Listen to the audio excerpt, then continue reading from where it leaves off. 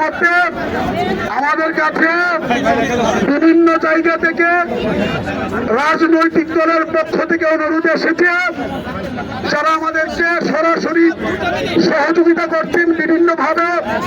তারা বলেছেন এই যমুনার দিকে পদযাত্রা কর্মসূচি এটা যদি আপনারা করেন বিশৃঙ্খল পরিবেশ তৈরি হতে পারে এবং এখানে সুযোগ সন্ধানীরা ষড়যন্ত্রকারীরা ঢুকে এই আন্দোলনকে ভিন্ন দিকে নিয়ে যাইতে পারে। ওনারা অনুরোধ করেছেন যে আপনারা এই কর্মসূচিটা আপাতত স্থগিত করেন। আমরা সর্বোচ্চ চেষ্টা করছি, সরকারকে চাপ প্রয়োগ করার চেষ্টা করছি যাতে সরকার আপনাদের দাবি মানতে বাধ্য হয়।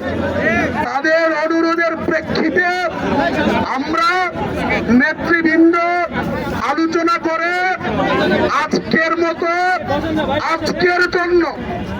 আজকের জন্য এই যমুনা অভিমুখে কর্মসূচিটা আমরা স্থগিত করার সিদ্ধান্ত নিয়েছি এবং আগামীকালকে আমাদের আরেকটি নতুন কর্মসূচি আমরা ঘোষণা করছি।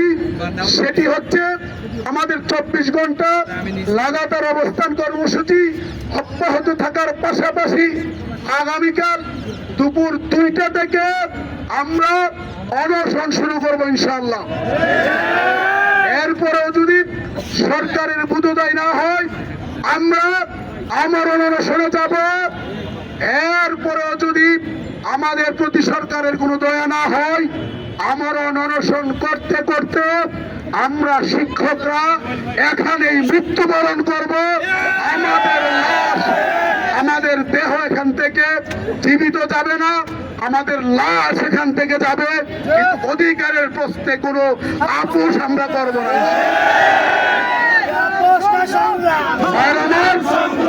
আপনাদেরকে ধৈর্য ধারণ করে সুশৃঙ্খল ভাবে আন্দোলন চালিয়ে যাওয়ার জন্য অনুরোধ করে আজকের মতো আমাদের